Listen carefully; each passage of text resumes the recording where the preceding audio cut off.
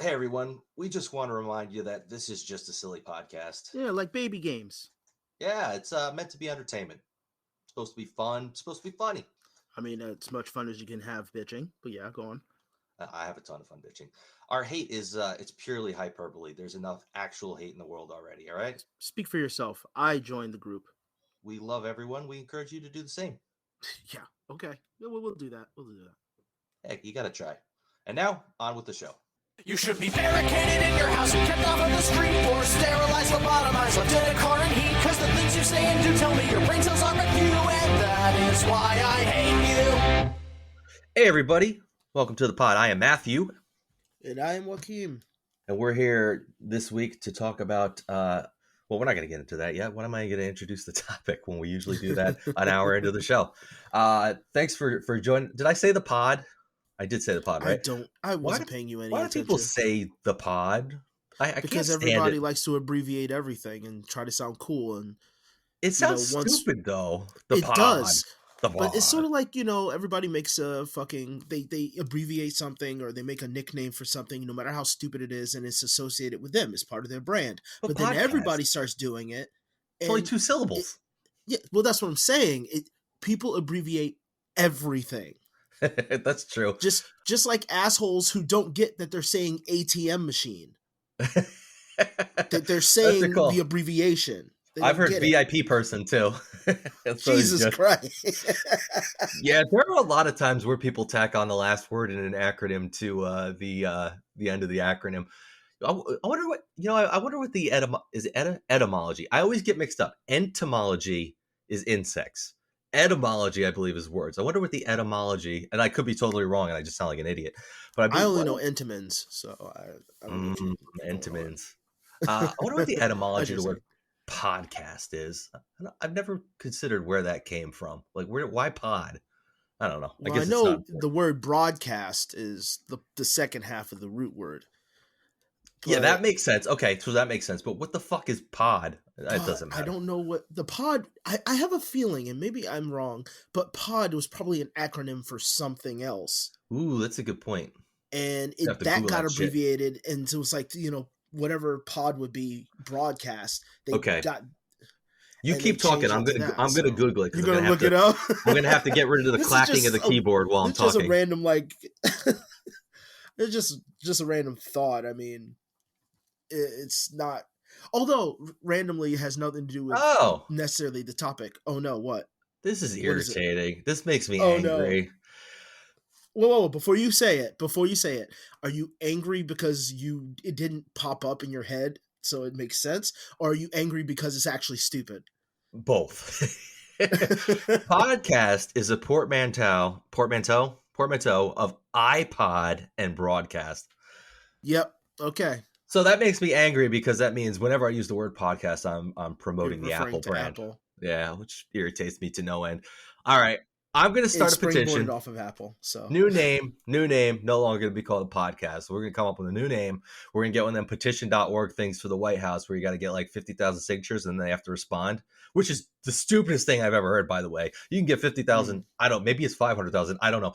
Whatever the number is, you can get that many people on the internet to sign a petition for fucking anything. I mean, I could go on and be like, let's resurrect Hitler and put him back in power. And I could get 50,000 signatures, I could be wrong here. But petition.org, which has been around for a really fucking long time, got a bunch of different things signed over the years, and like a handful of those things actually fucking worked. Yeah, the site's still going strong, but just they've gotten a shitload of signatures for a bunch of different petitions, and like a handful of them actually went through. Am I wrong? Isn't there a certain... Maybe it's not petition.org. Maybe it's... I don't know what site it is. Petition.org makes the most sense because that's, like you said, that's the one that's been around longest. But I believe there is... Change.org too. Maybe it's change.org. Which is another petition site. Yeah, one of them, I believe, if you get a certain number, the White House is obligated to respond. I could be totally wrong. Maybe that's just bullshit. Yeah, sure. I don't know. The White House will respond. They're obligated to do so. Well, maybe they just have some intern or some dingbat send some. Yeah, okay, we'll look into it. Yeah, cool. Yeah, how are things going over there with you? That's still got a toothache, which I mentioned before we started recording. Yeah, that's Um, awesome. the dentist won't see me until Thursday. Um, I stupidly, I lost track of time because in the beginning of the month, I took my kids to go look at Halloween costumes so they can decide what they want so I can go get them without having to be with them, because without having to deal with, can I, can I wear it now? Can I play with it? No, don't mess with, I don't want to, like, I don't want to hear all that. So I just Yeah, want to buy it. If it doesn't fit, take my ass back there and get them another one.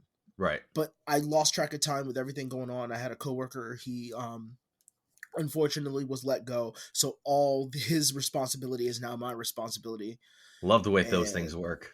oh yeah, I I I can't even tell you I say that like it's thousands, but it's been quite a few. There have been quite a few times where I've had a job where they let somebody else go and all of their responsibility just came to me. And that yep. was it. It wasn't even that they were looking to hire somebody. It was just like, here you go. I This is a stupid fucking job to have that I'm talking about, but I was in charge of, okay, they call it single copy for the newspapers when they deliver to stores. It's called single copy Okay. because people are buying a single copy of the newspaper instead of buying, a subscription. So I was in charge of single copy for our area. There are two people that were in charge of single copy, me and this other person, and it's all of our area, like pretty much the entire, like 4 or 5 counties in our area. It's a big area, and Mm-hmm. my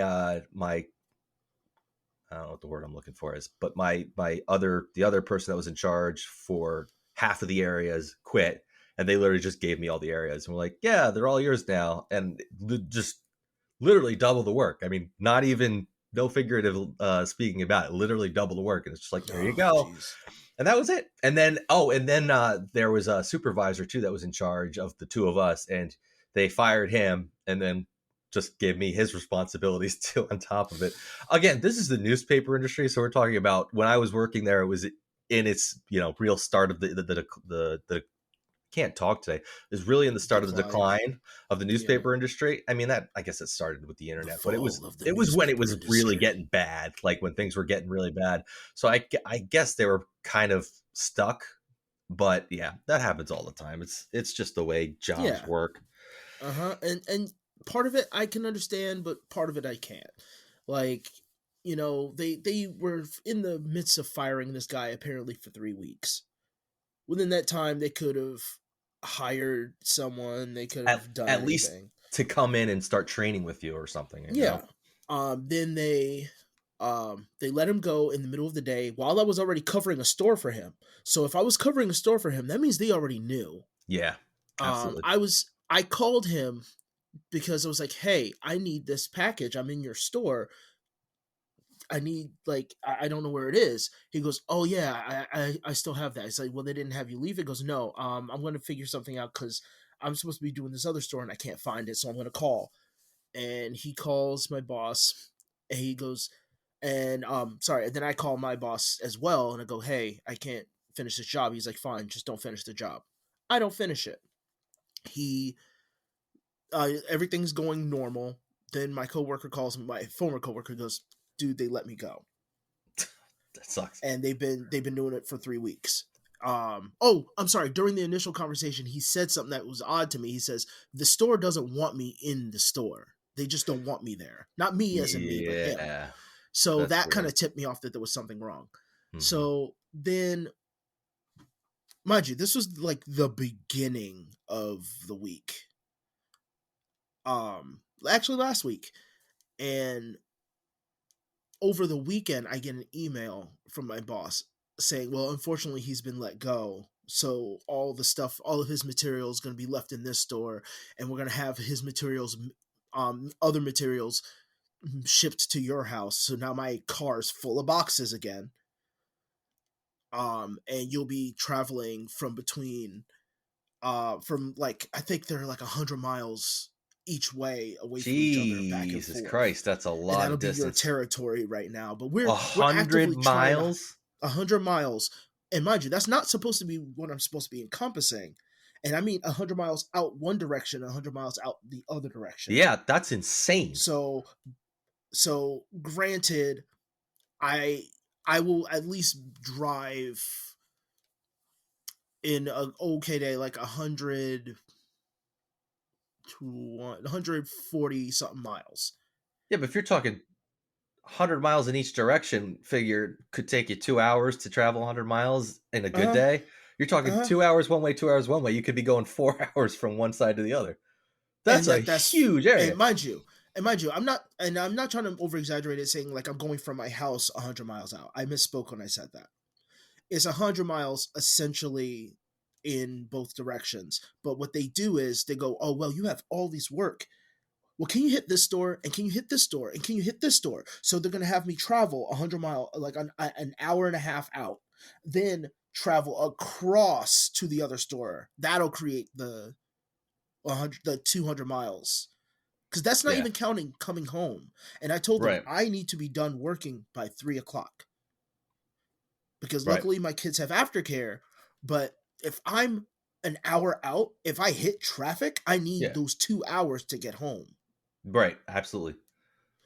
And I'm constantly arguing with them. Last year, I covered the entire district by myself, and because two people left, they left, so they weren't fired or anything. They left. I covered it all by myself. I was a fucking man, and I was burnt out. I had no personal time to do anything. I had no patience for my family because I was just exhausted. Yeah, I get it. I didn't get a raise. I barely got a thank you. The most that they gave me is when I got COVID, they didn't give me a hard time about it. That was it.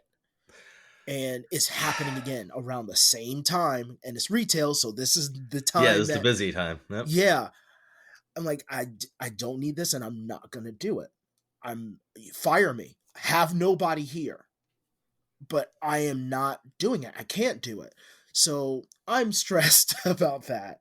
Yeah, well, I Um, mean, to your point, like it's not like you don't. I mean, not that you want to do it, but it's not even that you don't want to do it. So you literally can't. Like you've got yeah. responsibilities and other things going on. That's the any especially when you work in a corporate job like that where you're working for a corporation, they don't give two fucks. They just Nope. don't. They really don't care. I mean, I say that, but I've worked jobs for small business. I worked at a local marketing agency, and the owner, she could not give two fucks either. So I guess I don't know. Maybe it just Well, doesn't the matter. one thing I can give as a piece of understanding is when I was a manager for Samsung, they kept saying shit to me. Like I would take the hit for my team. I always did. Unless my team member fucked up themselves, I would take the hit for them. Hmm. If I felt like it was wrong. Like they would say, "Oh well, we got to make these X amount of sales in this phone, and you get a bonus. You get $100 bonus for every 5 phones you sell."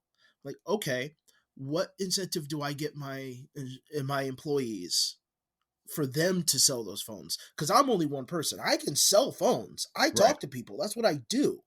But if I don't have anything that I can give them, Right. what am I supposed to do? Well, you're supposed to motivate them and teach them and have them. No, what am I supposed to give them? Well, this doesn't make any sense to me because you're the manager, right? So you're the one that's supposed to have the gravitas and the knowledge and the, I guess, maturity to be able to do the job well. They're giving you an incentive, but not the underlings under you. I say that's a Mm, derogatory they're not sounding term, underlings. but you know what I mean. The people No, under I get you, it. the people under you who really could use an incentive probably and Hmm. don't give them one. I Yeah, mean, that's the way with every job though. It's always with like the every job. management, and management gets the bonuses, management gets the incentives. I mean, that's the way Well, it's been for me too. what I was leaning towards was, okay, so they would give me those incentives. Some people are motivated by that. Some managers, and they usually step on the necks of people, and the people who are disillusioned with how retail and business works, where they're just like, well, it's my job, I got to do my job, that's what I signed up for. They just kind of fall in line. But then there's the other half, someone who is in a manager position. As I said before, I took the hit. My managers and my bosses would yell at me or undermine me or make me feel less less than, which would either make me want to project that energy downward towards my employees, or would make me so overwhelmed and stressed about what my overhead wants that my employees that I don't think about my employees as people. I think of them as assets. And so with businesses like that, which I've recognized with my current manager, because I've been through 4 in this job, I've lasted most of my own management at this point. And I've only been in for like 2 or 3 years. I think 2 years. They put pressure on him, and he's tried so hard to be understanding of my situation, but they don't care because their pressure's on him, because there's pressure on them from whoever else is out in the cosmic ether above them. Because after when you depersonalize the employee, you're just seeing the numbers of the business going and going, and you just need that number. You need those numbers going, and Yep. you're addicted to that. It's like playing fucking like the casino. You're just seeing those numbers, but you're not thinking of, oh well, this person has to be functional and taken care of. No, but we pay them. That's you're not taking care of them though. Like, money is not the end all be all. Like, you can have all the money in the world and still freaking jump off of a building. Like, you're Absolutely, not yeah. taking care of the person. So now, me being the bottom rung, because I just didn't like the responsibility of being some kind of manager, because I feel like a shitbag when I have to do certain things. And I can't make my own schedule, which is what I'm doing, what I have with this job. The person who's yelling at my boss doesn't get it, and when they talk to me, I let them have it. I don't cuss him out. I'm not disrespectful, but I'm Yeah. like, I cannot do this. I don't know if you're looking at a map, but go by the map and then imagine your morning commute on a bad day. Right. So you could say, well, it only will take you a half an hour to get there. Yeah, except for the roads closed there. I have to go through a toll. There's car accidents in this area because this area is very volatile and it has a roundabout, and most people around this area don't know how to use a goddamn roundabout.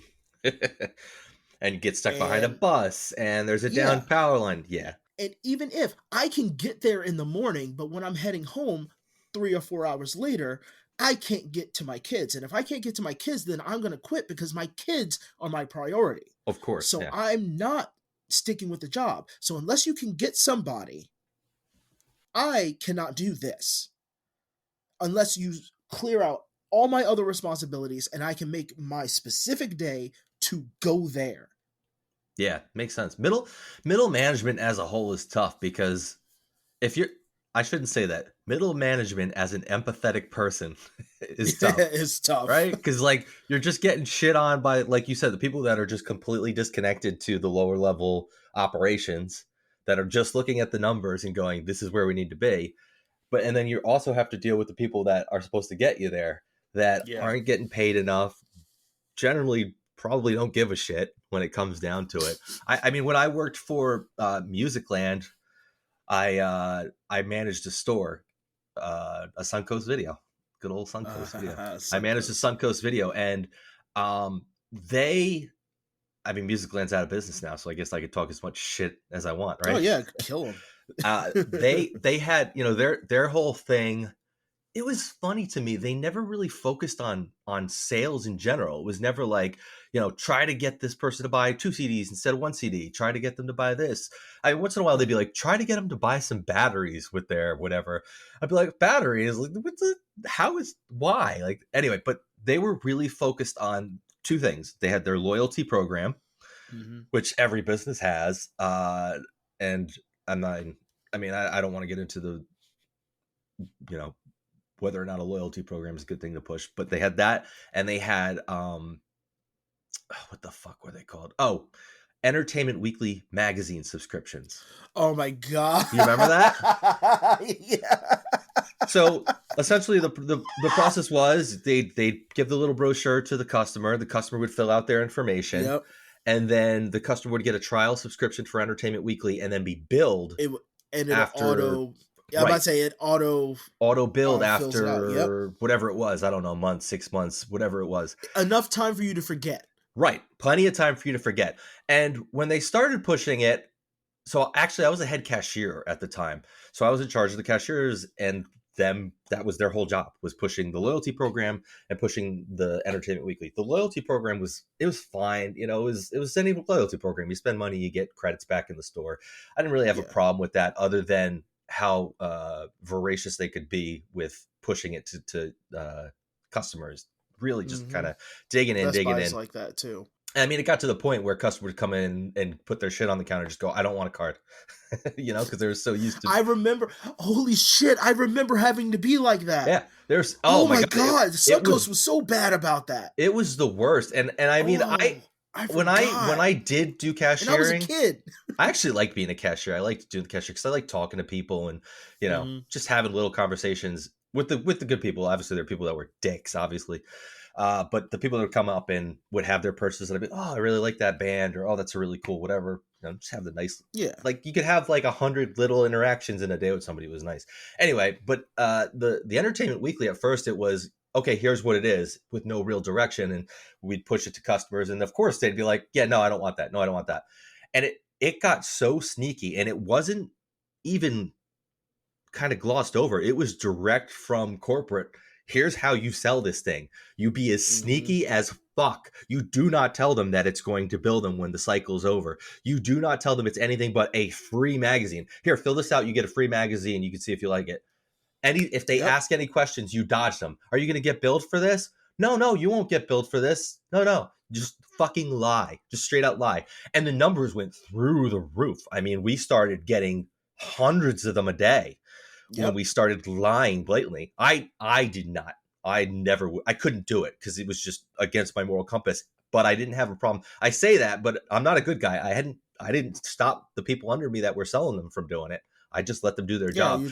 You're like, the onus wasn't on you, which is another pressure point. Which is absolutely another pressure point. Exactly. It lifted the weight off my shoulders. They were selling it, so I wasn't getting shit on that they weren't. It's not selling, but they were pushing it, so I wasn't getting shit on that they were pushing them. But it wasn't even shady. It was outright fucking malicious the way they did it. And the numbers went through the roof. It was flat evil. And then whatever it was, 3 months or 6 months later, we'd start getting the phone calls. I just got billed for this fucking thing. And they turned it into the way corporate would twist was, oh, just tell them all they have to do is call the number and they'll get refunded. All they have to, that's not the fucking point. That's like the person shouldn't have to call me to get that information and then call the number and have to be on the fucking line for what, an hour before somebody picks it up. Because they're not answering that fucking phone in 10 minutes. But it was just straight up fucking awful, and there's nothing I can't gloss it over. It wasn't shady. It wasn't it was calculating, but it was just fucking malicious. It was terrible. But anyway, I don't know why I brought that up. It was just such a shitty fucking thing. It's about being empathetic in any kind of managerial position. It's impossible. And the thing is, all of us, if you. Like, I have an aversion to subscription anything anyway. So, like, I really have to be really invested in something for a subscription. Like, for the longest time, Xbox Live, when it was a thing, I was not with it, did not like it at all. The fact that to be able to play online with my friends, when I had friends, you got me, buddy. I needed to pay. You're not a friend. You're a Tuma. I'm a Tuma? No, like I couldn't play online with anybody because, that's how Xbox Live worked. You had to pay for that subscription to be online. Oh, remember before that when they had like SOCOM and you could just play online and you didn't have to have a subscription? I love SOCOM. Even when online was crappy, when it was free, it was better in my opinion. Yeah, I agree. But then, like, they came out with Game Pass, which is, you have incentives, and you're actually not paying a lot for what you get, which was like, that's how a subscription works. That's the only time I really bought into any kind of subscription. With the free games and such? Yeah, even if something says free, I don't personally fall for it, not because I think I'm super smart, but mainly because I have an aversion. I have a natural aversion to it. But I feel like I do have an aversion to falling to pressure, where if I'm on the other side having to push something like that, and it took me having the Samsung job in order to really kind of get out of that. Because it's kind of disgusting to watch how, people will eat each other and then point fingers afterwards. No company wants to take responsibility. When the whole Samsung, I was working for Samsung during the Note 4? The one that lit on fire? It was the Note 8. Yeah, the Note 8. Was it the 8? I thought it was earlier than that. I felt like it was the 2 or something. No, you're right. It was the 4. Absolutely. It was the 4. You're right. It was the 4. Okay. Yeah. when the Note 4 would go up, I ended up doing my own research because I expected do my own research. Call back. I had to look into it myself because I couldn't trust my company. Because I knew they were going to sugarcoat it. I just fucking knew it. They called us to fucking Jersey because there's a Samsung headquarters there. Right. And like it's crazy. Like one half of it is Korean and the other half of it is American. Oh, that's so strange. It's so weird because it's like you're not in America anymore in one part of the building. Well, okay, elaborate. What do you mean by one half is Korean? So like at least where I went, because we would rent a space in there to have our meeting. Okay. There were no English speaking Americans we saw except for the security guard. Huh. And it was just like a bunch of Korean people speaking Korean. Because Samsung is a Korean company, so I'm assuming they flew them in. Okay, that's what's going to be my question. Yeah. Were they local or were they with the American teams? That's what I'm thinking happened. Yeah, that makes sense. In my experience, which is very limited, the fact that I was in the building and it was just super limited, like the cubicles and like the show area was all glass. It was crazy. And then it was like regular office space. And that's where all the American workers were, like the cubicle spaces, and they were operators and stuff like that. But like, it was crazy. It was just crazy looking. And it was what I would imagine a Korean building would look like based on movies and shit I've seen. I get it. But we go in, they call us in for the meeting, and there's my boss, there's her boss, there's the people who are going to be guests to speak to us, and then all of us team members, these leaders, all in a room together. And they would just bullshit us the whole time, just bullshitting us. And I'm like, are you... Like, I don't want to call them out. Really catch on fire?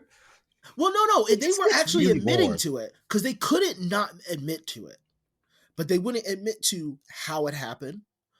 What they were like, well, we followed all procedures. Bullshit, you didn't, because you were trying to find cheap labor, and one of the factories that built the phones fucked that up. When I think, I haven't thought about that since it happened. That was fucking nuts when it happened. It was insane. Just phones just going up in flames. Mind you, let's get real here. And whenever anything like that happens, because we don't like corporations by nature, but we know we need them to get like people motivated to fucking do big things. Like if corporations didn't exist, we wouldn't make movies. Mm-hmm. The entertainment industry would fall fucking flat without like a weird corporate mindset. Because nobody cares about the passion of things anymore. But anyway, it was more so that they weren't owning up to it happening. It was just that they weren't even trying to address like the people who did negligent things with their phones. Like the one dude, his Jeep caught on fire. He lives in Florida. It was 90 something degrees. His phone was charging in the goddamn sun. No air conditioner. Yeah. And it lit up because he fell asleep inside, leaving his car. Leaving his phone in his car. A normal phone would fucking immolate if you did that. Yeah. I mean, that's just putting yourself in a situation where you're asking for something like that to happen. Yeah. I don't think he fell asleep. I think he went to take a shower or some shit. Like he did something where he left his car on and his phone on the charger. Yeah, that's just you're doing something fucking stupid. Yeah, you're just clearly doing something stupid. So there's people who do stupid shit like that. Then there's people who, like the guy who was on the plane and the shit was in his pocket and all of a sudden just started smoking. Right. Like that was the big one. Those are two different situations. Mm-hmm. And instead of addressing it properly, Samsung was just trying to like, well, sweep it under the rug, or direct them to this. Or, we know they pre-ordered, but don't try to get them to keep the pre-order because the phone will be fine. It's like, no, it's not. It's done. You should do a full recall and restart. But you wanted to stay on your timeline, so you made your extra profit. I'm sorry, if you've reached, and I don't know if they did, I think I remember them saying it, if you reached your profit goal by mid-quarter and then you should be good, because you're just supposed to be a little bit over what you did last year. Instead, way businesses work is like, oh wow, we made $50 million over what we did last year. Let's see if we could do that to 100 million. And instead of making that like an extra goal, they make that the goal. Yep. Very common. And so that next year, you're not offering anything else because you're done. You say, well, we're going to push it higher. So what do? We fire people. We put pressure on people. Yep. We pretty much affect lives. We get cheaper labor. So, the phone shit will happen again eventually. Yep. We cut deals with other shitty companies. So even if they do something terrible, our hands are clean. Like they keep pushing it like that. And it's more psychological than you would think. Because a lot of these people, since they're on different levels, don't know that they're doing something wrong, or the fact that they're not the ones doing it, they feel no guilt for what they're doing. Yeah, I think when we like envision corporate structure, we like to think of it as a pyramid or a tree, when it's just not. It's just not that. It's not that connected. It really isn't. Yeah. Like generally, nobody knows what the other half is doing. They just cover for the other half. That's all you're doing. You're just covering for each other. Anytime I've worked in a corporate environment, and I worked for Dow for a while, doing digital stuff, that's exactly what it was. It was just, everything was completely disconnected. You had all these different departments that had their own goals that did not intersect with the other department's goals at all. And it was very, very common for one goal to kind of overlap with the ability for another goal to get done in another department. And it just never worked out. Nothing was ever, there was no synergy when it came down to it. Synergy is not a real thing. It really isn't. I don't give a shit what anybody says. It's not a real thing, but I like it as a word. It is a really nice word. I like it as a word because idealistically, if that's the way things should be, if there's synergy amongst all aspects, it's impossible. It's not even, you can't even conceive of how to get there, but ideally that's the goal. But anyway, so, oh my God, we're quite a ways in. We still have something else we want to talk about before we get to the topic. So we'll get into that. So I was listening to another pod. I can't even recall which one it was. But they were talking about I believe a lawsuit about sexual harassment claims in the metaverse. So Joaquin and I talked about this briefly before we got on, really quick, just like, hey, I want to talk about this. And I decided, I was like, you know what? I better check, make sure this is a real thing. I did a good Google search, and I don't know that there are claims, but there are dozens and dozens of search results for people with saying this happened to them, or I was sexually assaulted in the metaverse, I was raped in the metaverse, I was sexually harassed in the metaverse. And when I first heard it, when I was listening to the podcast, my brain just kind of stopped.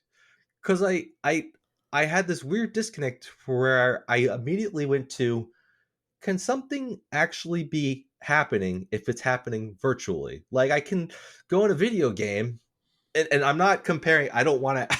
I'm going to get myself in so much trouble talking like this. Yeah, you are. But I'm gonna go to a completely different thing. I'm not comparing the two, and I'm not comparing how the two happen. But like, people play Call of Duty and kill the fuck out of each other, right? They go shoot each other. They beat. But you don't say they killed me in the room, right? But you're not like, I got murdered in the metaverse, and I'm gonna have to file a criminal claim. Obviously, sexual harassment's different, right? Or sexual assault or anything. Well, not sexual assault. Let's stop there. Let's start at sexual harassment. That's different. You can go online. You could be in a conversation, and somebody could be saying, "What's up, sweet tits?" or like, "Suck my dick." But then my brain started going, man, I play video games, and sometimes there's chat, and I've been told to suck somebody's balls.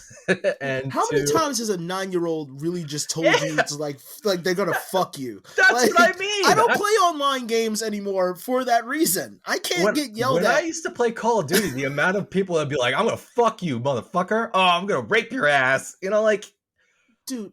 So I'm thinking about it. I'm like, okay, so.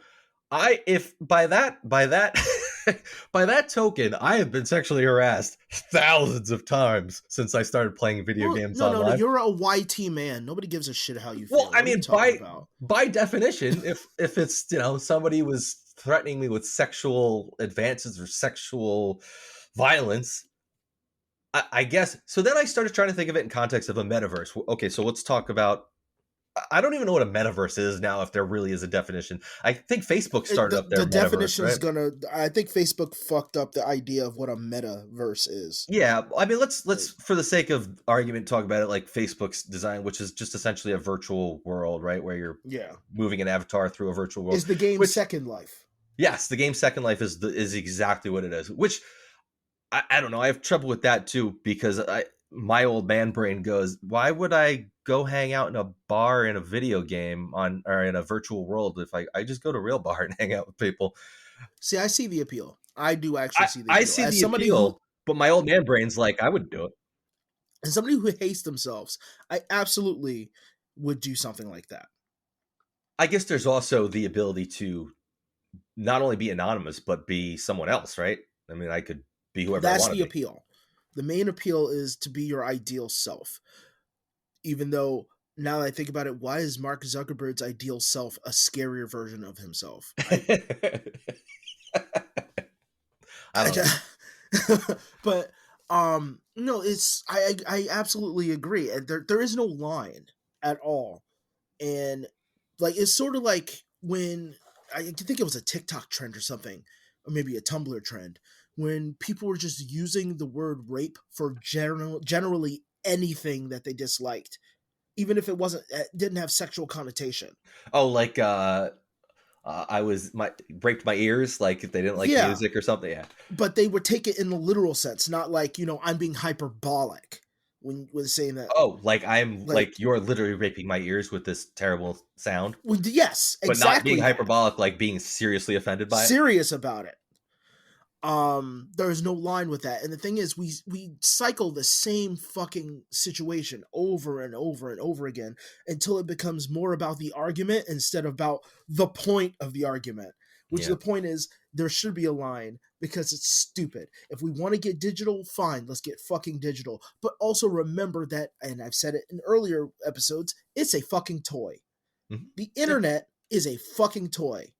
We are playing with it to keep ourselves entertained.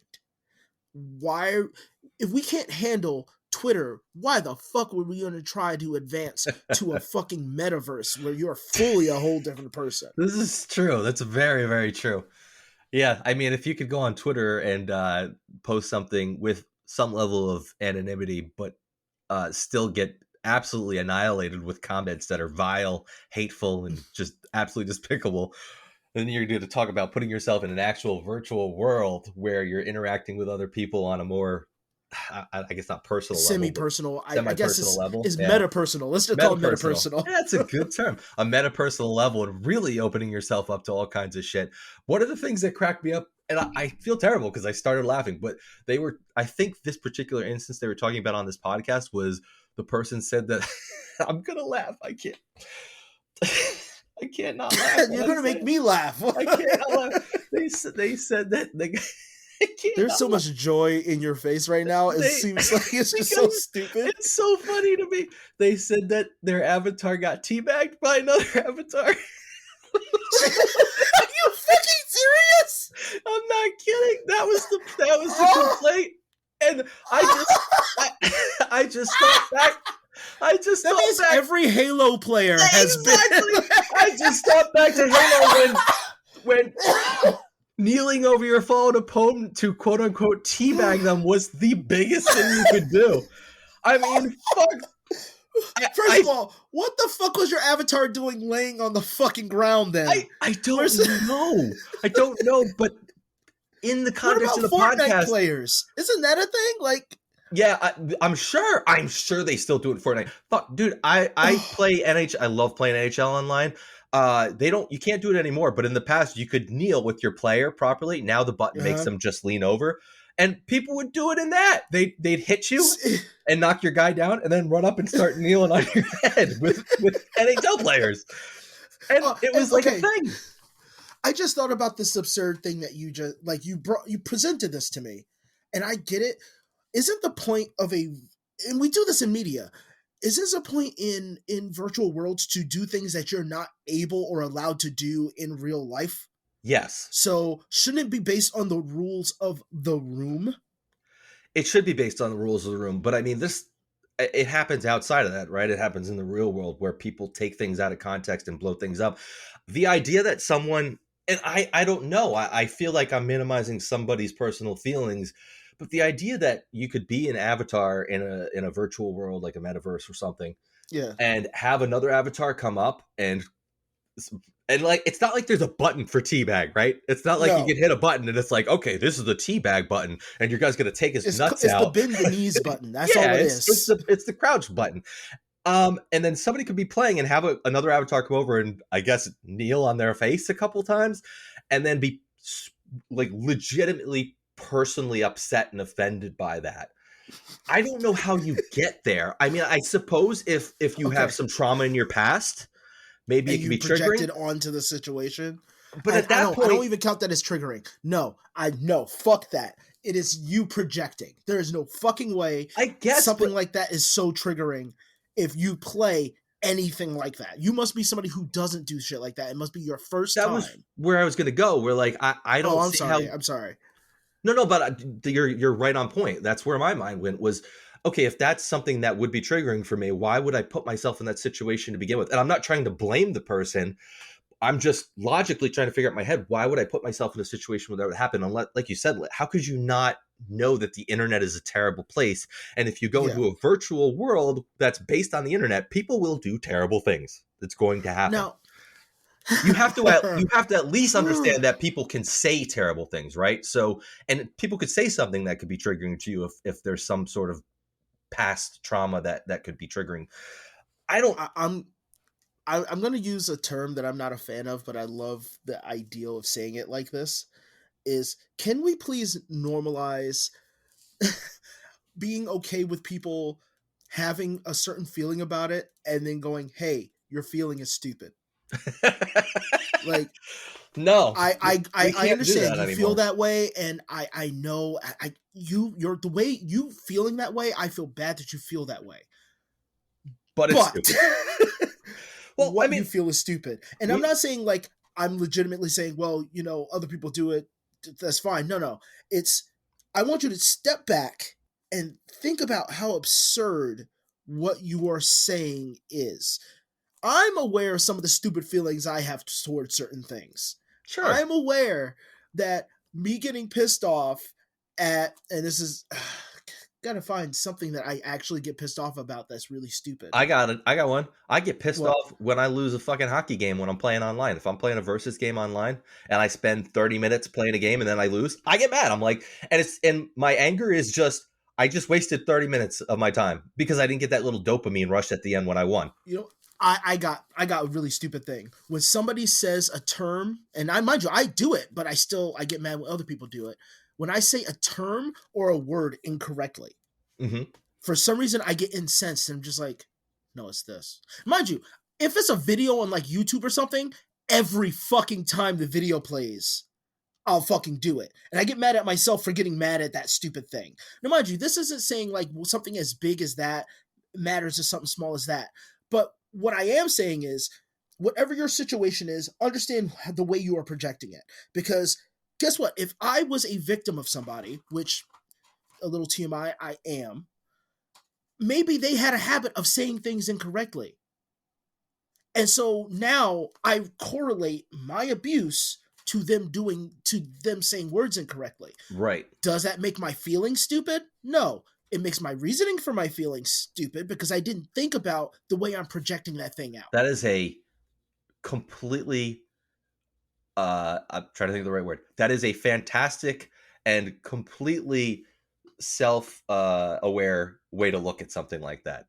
And I don't think anybody looks at things that way. Look, as far as getting mad at stupid things, I am the fucking king. I get mad at everything.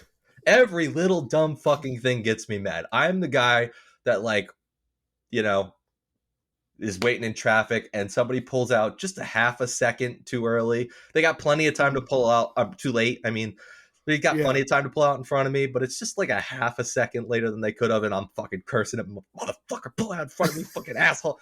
I'm that kind of dude. I get mad at everything, and I understand again, to your point, I can look at that and go, it is fucking dumb that I let those things bother me and I get angry about those Yeah. things. Doesn't negate the fact that I get angry and my anger is real, but I understand how fucking stupid it is. So I don't know. It was just something. Like I said, when they first started talking about it and I thought about it, it really kind of broke my brain because I was trying to understand. Sorry, I'm still thinking about it. Well, I was trying to understand how that could apply in a virtual world. How somebody could be sexually assaulted. Like I get harassment's one thing because words can be harassment, right? But assault, like you're an avatar. And then when they went on and described the assault as a teabagging, I fucking lost it. I lost my shit. I was like, what? You say that, and all I can imagine is that it happened to them, right? Like they're having a fun day frolicking in the metaverse, and all of a sudden, like they decide to lay on some virtual grass, and some dude in like the Doom guy avatar runs up and teabags him, and then takes off or logs out. So they pop out of existence, right? And the guy's like, "Did that just happen to me? Oh my god." Nah, you know what? That didn't happen. And then they log out. They log out of the metaverse. They get some dinner. They watch some Hulu. They're brushing their teeth. In the middle of them brushing their teeth, they just can't keep thinking of the Doom guy just teabagging them and teabagging them. It's just like, and they just lose their shit. I guess I don't know. Like just at that moment, the glass shatters right in their bathroom. So that's so I did a quick Google search and I just still have the search results up. This is before we started, but there's an article. So this is businessinsider.com. Researcher says her avatar was raped on Meta's metaverse. How? Researcher? Wait. Okay. Is avatar? Researcher is a stupid word. Is metaverse like an active thing right now? Yes, I believe it's very, very little used though. Like they rolled it out and no one's fucking using it. Except for Silicon Valley dipshits, right? For the most part, probably. I mean, how can you be raped in a metaverse? There's no rape button. There's no sex button as far as I know. And don't you just report an abusive account? Okay, here we go. I'm going to read this over. This is making for terrible content, but I'm going to read this. The report linked a video that the group says show what happened to the researcher's avatar from her perspective. In the video, a male avatar is seen getting very close to her, while another male avatar stands nearby watching. A bottle of what appears to be alcohol is passed between the two avatars per the video. Two male voices are heard making lewd comments in the video. That's the internet. If you're on the internet, people are going to say shitty things to you or have the ability to say shitty things to you. You open yourself up to that. Passing of the virtual bottle. I know. Oh man, they're getting virtually drunk. They're wasted. In the video, blah, blah, blah. In part of the video, blah, blah opted to share but not describe. The researcher was led into a private room at a party where she was raped by a user who kept telling her to turn around so he could do it from behind while users outside the window could see. All while another user in the room watched and passed around a vodka bottle. What does that mean? No, you know what? I don't care if somebody flames me or not. This is fake. There's no fucking way.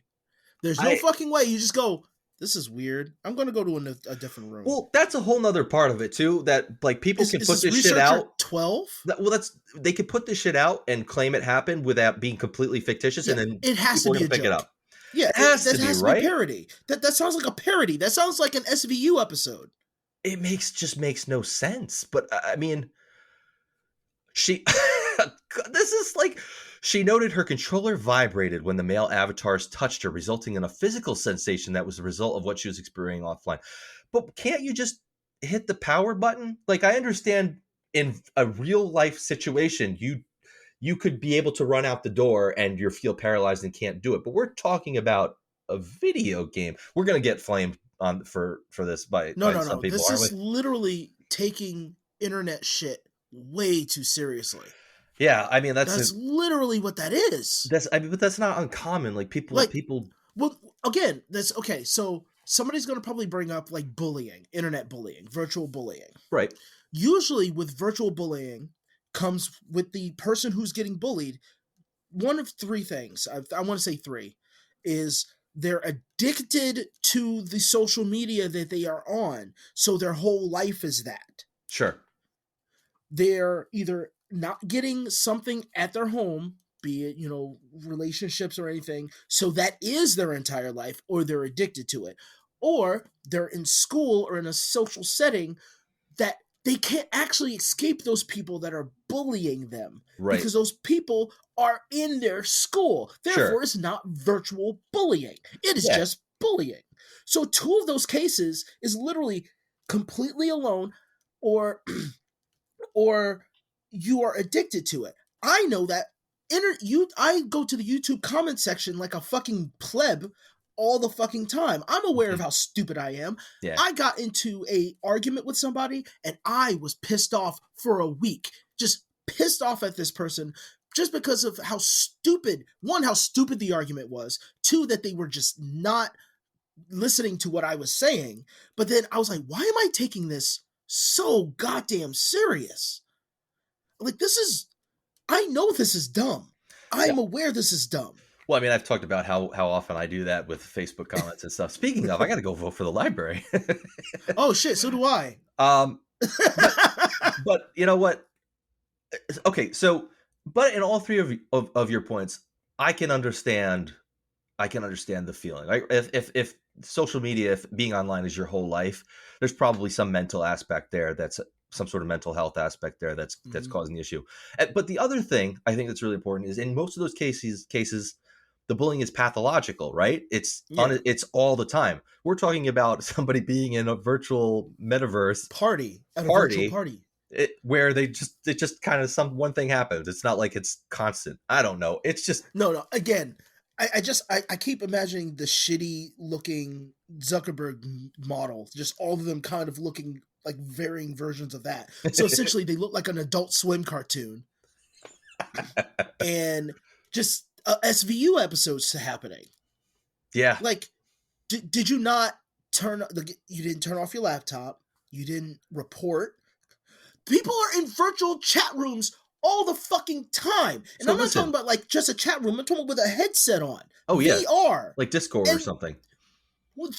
This is the first time we're fucking hearing about some shit like this. That has to be parody. So bringing up the SVU episode actually makes another good point. So let's say that you have some trigger and maybe that was triggering for you being in that situation. What about television then? Like, what if I'm watching an episode of SVU and there's a rape depicted and that triggers me? Is the SVU episode accountable for what happened? Or am I accountable for watching it? I don't know. But it's I don't know. Where do we draw the line? The fact that they put it into such detail, the fact that it was in such detail, one, you should go see a therapist. If you really need that kind of help, you should go see a therapist about it. Because one, they're not doing jailable offenses. Don't give a shit what you're saying. Because right. Well, that's the big thing, right? Real life, then, it's not criminal. Then let them burn. But right now, for all you know, they were fucking 10-year-olds being fucking stupid. If that's even the fucking case. It's very possible. If that's even, I've heard some terrible things from underage kids online. I'm like, and I can't be like, just play Call of Duty. Your parents, like, play Call of Duty for 30 minutes. The amount of times Fortnite. We've talked about this. Just play Fortnite. The amount of Apex times, Legends. Oh yeah, I didn't him. But the amount of times in the time I've been playing video games, and I'm just gonna go ahead and say the words that I've been called a retard, a faggot, any variation of that word. I can't even think of, but anything like that, constantly. I still, the only game I play online now is NHL still, and I still get called those words playing that game constantly. My son plays Star Wars Battlefront, and people say the nastiest shit to him. And mind you, he doesn't have. I turn off mic. I turn off all that shit. So they message me because he's under my account. They message me really fucked up shit. Oh my god! I'm like, first of all, if you lost to buddy.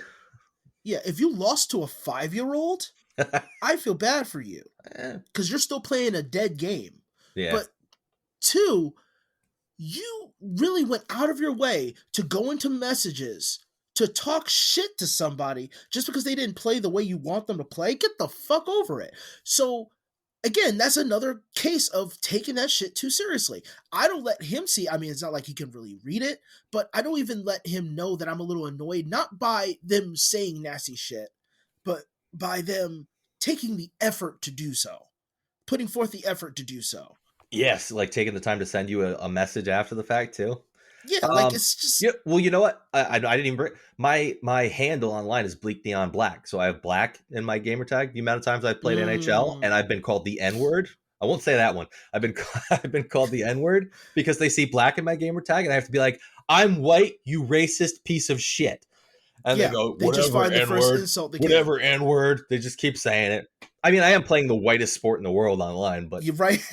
Well, next to no, I can't even say golf anymore. God damn. yeah, man, Golf Tiger. to me is like the whitest fucking I sport. love the way the NHL treats like when it's Black History Month and Hispanic Heritage Month and shit, because there's I can't even name a Hispanic player, and but there's like maybe 4 or 5 token, and I'm saying token because they're used as the They token are, black players in the yeah. NHL, and it cracks me up because they have like their little montage for Black History Month, and they show like the same 5 players 10 times The whole time. Oh, because they don't have just enough imagine. players to go through the whole 30-second clip.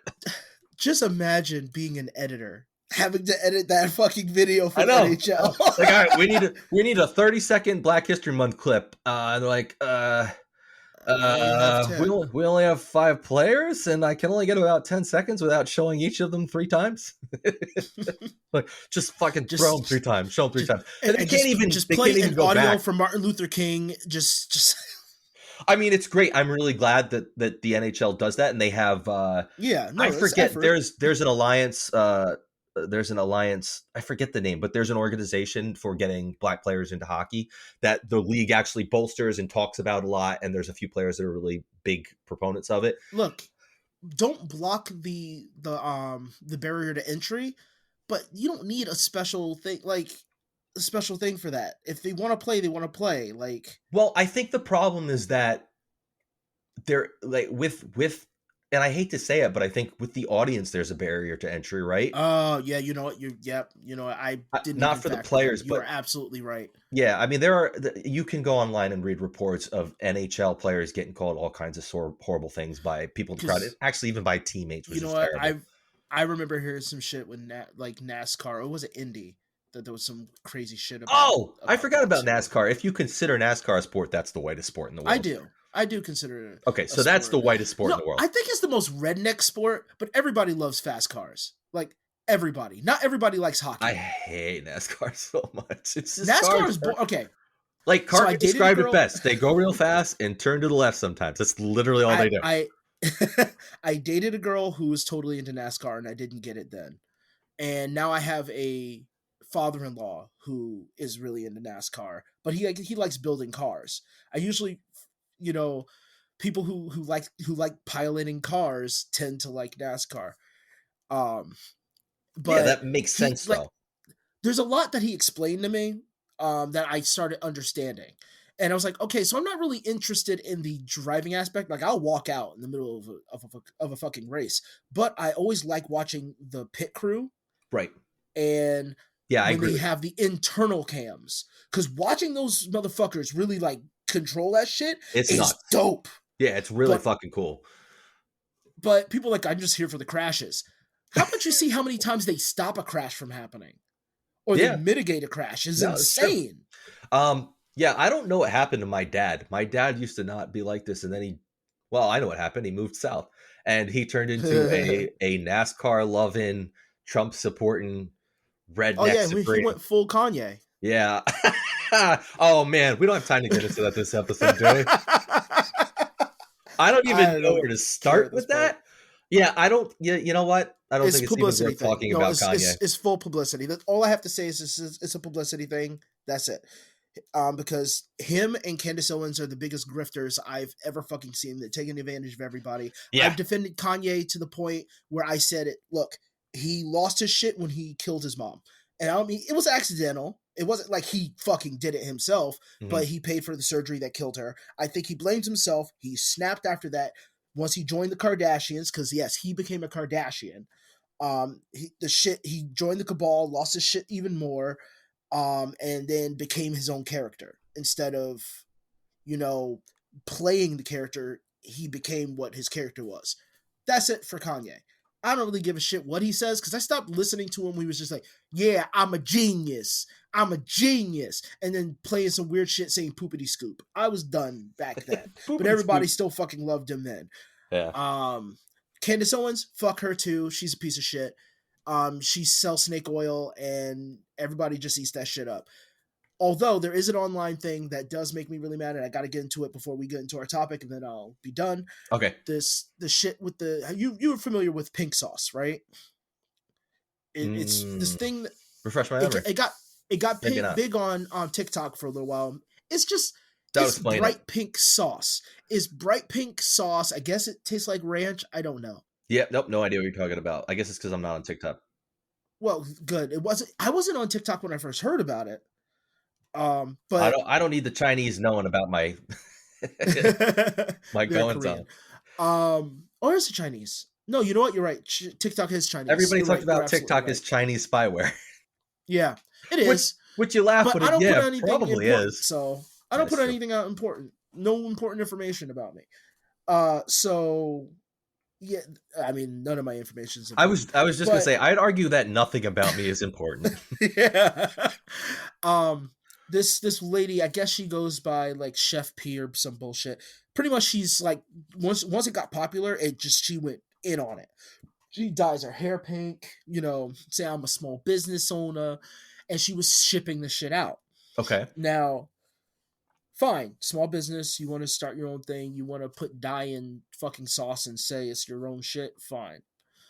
She like goes good on anything. It's changed colors multiple times because I remember when I first saw it, it was hot pink, and now it's like a powder pink. And that's never good when you're talking about food.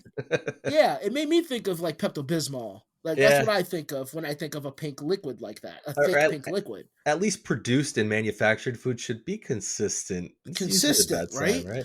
And if you're gonna change it, put that fucking label that says brand new color. Same delicious taste. New pink that sauce. Bullshit. Yeah. So she shipped some of this out and people criticized her because that's what you're going to do. Like your food, when you put out food, you're going to get critiqued. Yeah. All food shows are that. There are critics a part of that. So she sends it out and some people are getting the bottles like swollen. They're packed badly. Okay. They smell bad. Some girl found glitter in hers. Ooh. Yeah, and she was like, "Is that edible glitter? I don't know. Probably not. So, is glitter ever edible? There is edible. It's microplastic. It's basically sugar. No. Edible glitter is a sugar that's made a certain way and then shattered into pieces. Oh, like the shit you'd put on cupcakes or something, like that kind of. Yeah. Okay. Yeah. That's edible glitter.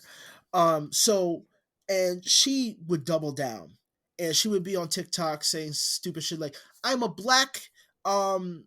small black business owner," and people. Did you hear my forehead smack? I fucking hate that argument. One, okay, fine. Legitimate small black business owners generally don't have to announce it all the fucking time. Since you're a black woman, you're gonna have to do that because you want to get the support of the black women and small black business owners to be your shield for your shoddy product. I'm sorry, but personal responsibility is a thing. Well, I mean, being a small black business owner is not a defense of impropriety. I guess. Well, that's what I'm saying. Like, no, it's negligence. It's just flat negligence. She's being negligent, and like her product would be fine if she didn't double down like this. So then she goes on this internet talk show. And here's what kills me. God, internet talk show. There's a fucking she goes in this, like, we need that, right? Maybe it's internet. It looks like, I don't know. Nobody fucking ever knows about this guy. But it's like Kumari or some shit. And he has her on there, and she's talking about the pink sauce. And they bring out one of her biggest critics. The girl was a white girl. They have her out. The white girl's making sense. And they all turn on her. Mind you, the girl is trying to be fair, but Chef P goes on, grabs homegirl's hand and says, "I'm going to hold your hand when I say this. You are not special."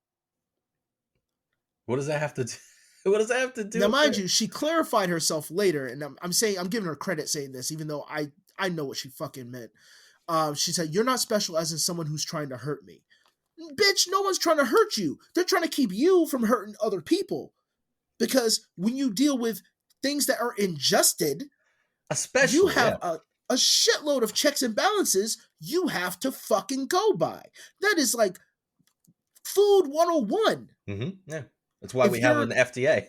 Yeah, if you make bad food, not that they're very good, you consume it. Yeah. If you make bad food, like you might have the gut biome to deal with that shit. Other people might not. Her fucking on her label was off and had fake numbers and shit on it. What do you mean fake numbers? Like They the were ingredients, the nutritional facts, or yeah, somebody said they were like called fairy numbers or some shit. okay, it's just like the nutritional shit was all fake and didn't make sense. They were like placeholders. And she would have excuses, but she wouldn't have any proof that she was doing it. And then she made the excuse of saying, well, it was still in the testing phase. So you were testing it on the people who sold it to? Well, I mean, that is what the FDA does now, but what? That's insane. And I was mind blown, not necessarily by her and how stupid and selfish she was, but by the audience applauding whenever she says some terrible shit to the host. That is infuriating. Who sided with her in clearly terrible things she was doing. And then he goes to the girl, and this is why I brought this up. He goes, the girl says, "I think we were both wrong." Now, mind you, I don't think the girl was wrong when she put up her review. Okay, I don't think she was wrong, but I can see where Chef P probably would have been upset if she didn't get directly interacted with, because she didn't directly interact with her. She just made a video. Okay. But she's doing a food critique. That's what you do. Well, yeah, I was going to say, even if she was wrong, she has the right to put a video out saying how she felt, whether she's right or wrong. So then the girl goes out. She goes, but she accepts that she might not have been fully wrong, which also reminded me of the argument I had with the person on YouTube, because I even did that. So that maybe I have a little bit of a feeling, because that's what I do. I'm just like, maybe I was a little wrong here. But she goes, we were both wrong with how we handled the situation. You know, there's a lot of learning to be done. She didn't say it too well, but that's essentially what she said. And he goes, well, I feel like a lot of the learning needs to be on you. As soon as he said that, I was just like, okay, where are you going with this, nigga? Yes, I was that pissed off. I wanted to cuss him out to his face and call him a nigga. He goes, because, you know, when you put things out like this, you're affecting her business, you're affecting her family, you're affecting her livelihood. I'm like, okay, what about this bitch putting out shoddy food? Somebody eats it, now they can't go to work, so they can't feed their kids, so they can't take care of themselves. If they get dysentery, now they got a fucking hospital bill on top of that shit. But she doesn't want to take responsibility for all the people that did directly say anything to her. She didn't bring out somebody who illegitimately said that you know, a family member died. Yeah, she had people who had illegitimate claims towards her. She didn't call those people. She called she's out only the presenting person one side of the argument. Yeah, she just called out somebody who got a lot of traction because they were right. You didn't do anything to improve your fucking business. You just didn't want the bad publicity. You thought it was ready to go, and you weren't. If I said, you know what, I'm ready to be a film director. I didn't go to fucking film school, but I'm going to be a film director. So I'm going to make some fucking movies. And I fucking Neil Breen it and put some fucking movies out, and people critique it and say some terrible shit to me about it. Guess what? I put it out. I thought it was ready. There's also a difference between... Okay, and it didn't hurt anybody. Well, again, I don't know this. This is new to me. Can't wait to go look it up after we're done talking here. But have fun looking it up. There's a difference between people critiquing the product because they don't like it and critiquing it because it's fucking straight up. Help me here. No. It's pretty much is the way I thought you were going to go with it is. They're critiquing the product and not the person. That's another good argument. It's not out of animosity towards the person or them trying to be successful. It's out of the respect for the thing the art or the business in which you are trying to endeavor in. That's another extremely good point. I was going down the route of, I'm just critiquing. You're not talking about people critiquing the fact that they didn't like the way the sauce tasted or something. You're talking about people Yeah. critiquing the fact that it was dangerous. Yes, they opened it up. They didn't want to try it. Yeah, which is a There's people who didn't want to try it. much different argument than it didn't taste good. You're talking about, I couldn't even try it because I was afraid I'd get sick or die or whatever. But you make another good point. People critiquing the product and not the person. That's, I think, at the crux of the whole reason it's an issue. They were critiquing her product, and she seems to be taking it as if they're critiquing her and her business and her business model and her life and her livelihood. And that's common. I see that with local business reviews because I don't know why, but there are people who in the local Facebook groups, when I say local, like the town Facebook group, there's a bunch of them for our area, that'll go in there and be like, I went and brought my car to blah blah's car detailing and I got it back and it was a freaking mess and they didn't do a very good job at all. And then I start seeing the arguments. Oh, you're trying to ruin her business. You're trying to, and sometimes it's a very benign review.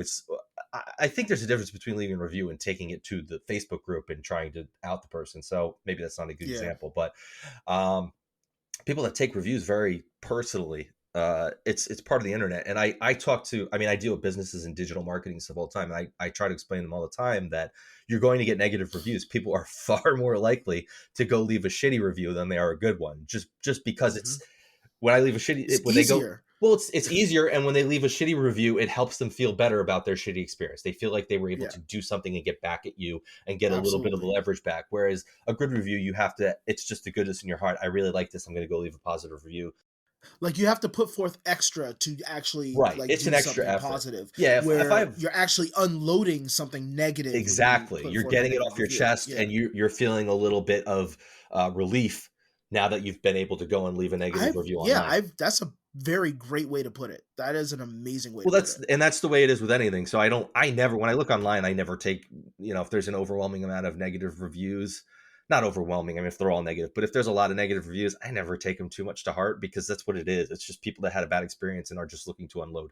Anyway, I don't think we've ever gotten this far into an episode without introducing our topic. We had a lot of stuff going on. I'm sorry. We did, which is funny because before we started, I usually put together just a brief thing of notes. Like, here's a couple things I want to talk about when we start. And I only had one thing on my list and we ended up talking for all this time. So let's get this shit rolling. It's time to begin the complaining. Oh, yeah, that's good stuff. We should have another one that says, now it's time to continue. That's true. All we've been doing. Oh, I didn't even think of that. I didn't think of that because all we do is complain beforehand, too, really. I mean, that's what this podcast is about. This week, we're going to talk about toilet seat pissers. Yeah. So we talked about this beforehand, but not specifically people who piss on the toilet seat because I piss on the toilet seat all the time. I can't help it. My shit's getting leaky at this point. But when you specifically don't go wipe it up when you're done, it takes 2 seconds. I've taught my son well. When you finish urinating in the toilet, why do I say urinating all clinic-like? When you take a piss, you take a piece of toilet paper and you clean that seat. When you sprinkle, if you sprinkle, when you tinkle, be a sweetie and wipe the seatie. I don't think that's necessarily how it goes, but it's something like that. I never heard that, nor do I ever want to hear you sultrily say that into a microphone ever again. Come on, that's for the ASMR crowd. Oh, man. Yeah, Go ahead.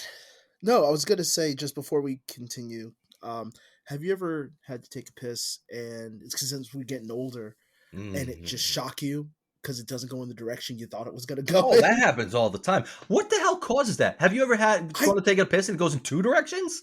Yeah. Just like, why? Is what my the urethra fuck? sticky? Yeah, what the fuck is happening? Why does it do that? I've never gone outside, turned on the garden hose, and it just shot 2 directions. And the force of the pee doesn't open it up. It just it just keeps. I've gone. I mean, not many times, but there have been times when I've gone to the toilet and I've aimed directly in the bowl, and it just went to both sides of the bowl. Yeah, just like the fuck. All right, I'm gonna share something I don't know why I'm sharing, but literally just this weekend on Saturday night, it was like 2 a.m. I got up, I went into the bathroom to take a piss, and I was standing there. No, maybe it wasn't that late because somebody had messaged me and I was responding. So maybe it was like midnight. But I was kind of half asleep, and I went in and I stood at the toilet and I put my phone down next to me. There's a little ledge next to my toilet, and I whipped it out. I was starting to pee, and I saw the message, and I kind of leaned to the side, and I started typing back, and I finished peeing. I pulled my pants up, and I flushed the toilet, and immediately noticed I had just pissed down the side of my pants. So No. I don't think I hit the toilet at all. I just had a Just full on. wet stripe going down from my crotch down to my leg, with some on the toilet rug in front of the toilet. I don't know how it happened. I was aiming at the toilet. I thought it was going in the toilet. I mean, I think I would have heard if it wasn't going in the toilet. I don't know how, but I pissed completely down the side of my leg. Oh man, that sucks. Yeah, now once you start getting older, it just stops. I didn't even mention it to my wife. I just threw the pants and the Oh no, toilet you rug don't. You into don't. the washer. If you can help it, if you can She's fucking gonna help know it now, but yeah. I don't know. I was hoping it would dry by the time she got to it. She's just like, I why mean- is this pair of pants and the toilet seat rug sitting in the washing machine by themselves? She probably would have figured out she's a pretty smart woman. But yeah, I don't know why. It just like drips now all the time. It's always dripping. The reason why I asked, because I understand that it's an accident for us guys, and yeah, ladies, I got one for you too. So let's not even fucking play around. But like, for us guys, I get it that it happens. I get that, you know, sometimes you get to the shake portion of it, and there's still, you know, a little stream of pee in there. You just shake it and it goes, and that's it. But holy shit, like, okay, I'm super self-conscious about a lot of things, and piss on a toilet seat is one because I fucking hate cleaning it. Ugh. and especially if it's someone else's, and two, because my dad was kind of he was a dick, and cleaning toilet seats is now just a thing I have to do, because even if I got sick and would vomit, my dad would make me clean it up while I was vomiting, because he couldn't stand to see it and he wouldn't be able to clean it. My dad also made me kill spiders because he hates spiders. So I understand now that that's why. That's right. I called him a pussy. I'm man shaming him. My dad does some really sus shit. Love the guy, but he's flawed. He's a human. But anyway, so one morning I get up, I have to piss. Obviously, you know, I'm actually having a good piss. And then my cat decides he wants to jump in the toilet seat because he hears the sound. And I flip out and I try to catch him and just pee all over the side of the wall, the floor. Just, it goes everywhere. I've done that too, man. And not even mentioning the cat who got into the toilet. Yeah. So now I'm dealing with this. And mind you, I'm glad he's a kitten at this point. He's not gigantic, so it's not like he's hard to clean. But now I'm like wiping him off. I'm using the kid's wet wipes and just like cleaning him up as best as I can. He's a soaking wet cat. And I toss him into the hallway, and I don't mean I actually toss him. I just kind of run him out of the bathroom. How dare you? No, because I'm sure somebody could take it out of context. Like, threw your fucking cat. Who is that Twitch streamer that threw her cat? There was a Twitch streamer I remember reading an article. She on her live stream, she picked up her cat and like literally fucking. I knew it was this overweight girl, Amberlynn Reed. That might be her. I don't know. I just remember she a while ago. Like people would say she's abusive to her dogs and cats, and I remember her and her girlfriend at one point like manhandled the cat and tossed it. Yeah, that might be it. I'm not familiar with Twitch streamers. I don't watch Twitch streamers. Yeah, because I'm over the age of 15, but. I watch documentaries on people, and a lot of them are on Twitch streamers. I should be more specific. I mean the women Twitch streamers that just, you know, hang their titties out while they stream, and that's really the only reason people watch them. Oh my god, you mentioned what you just said that, and there's one. And God, I'm gonna finish the story. Sorry. I'm cleaning up the piss everywhere, and my wife has a bit of an obsession of being afraid of my cat spraying. Well, not my cat, but of the cat spraying. Yeah, which is a reasonable fear to have, even though he's awful. Fixed. She's afraid of him doing it. It smells. It's bad. And she's accused him of spraying multiple times and has been wrong every time. Why? But this is one of the first times, because she's afraid. She's afraid. that he's gonna do it, and so she What just is wants her to be ready fear? when he does it. I guess she had a cat that sprayed before, and it just like Was it just is ingrained in because it her smells really head. bad? She just doesn't I like think the smelling. It smell is scares really, her. yeah. I think the smell just because Yeah, I if get she it. was like younger and it happened, then it's Yeah, gonna it's be something that's a little ingrained. traumatizing there. Yeah. So, I clean up as best as I can. It's like 4 a.m. I was planning on going back to bed, but it's not going to happen now. Like I'm too much energy, and I have to change Right. my clothes, and I clean up, and I go on the couch, and I get ready because the kids have to get ready in a few hours. A couple hours pass. My wife gets up. I start making lunch, and my wife comes downstairs pissed off and a little pissed on, but mainly pissed off. And she's like, the cat fucking peed. She probably didn't curse, but she went, the cat peed. The intensity of cursing was there. Oh The man, cat, the cat sprayed. He here it sprayed. is. I'm like, The what? moment. This is the moment. The moment you have to make a decision. The cat sprayed. I went, did he? Like, yeah. I'm like, where? And mind you, I wasn't thinking about the fact that I peed all over. Okay, you hadn't put 2 and 2 together. It didn't click in my head because it was like 7 o'clock now. Okay. It was 4 when it happened. And I'm heading upstairs, and as soon as I walk into the bathroom and I see it, go, sorry, babe, that was me. You was up to the it, though. first thing I said. That was the first thing I said. I didn't even. I couldn't. I was embarrassed. It was so embarrassing. You know what? Moment, that was me. I'm gonna clap for you for owning up to it. And she goes, "What?" Like, so it is his fault, but I did it and I missed it. He jumped into the toilet while I was peeing, and I lost control. I just lost control. She, My hog went wild. She looked at me. This is one thing I love being married to a white. Ooh, this is a difficult guess. Is it a look of disdain or pity? I'm gonna go with disdain. Pure. So one thing about being in an interracial relationship, black to white, so we're the Othello cookie, is I can tell her emotions simply by the shade of her face. Okay. And I enjoy that. And I look, it's like having a moody wife. I look, mood wife. And I couldn't necessarily tell at first because she was beet red.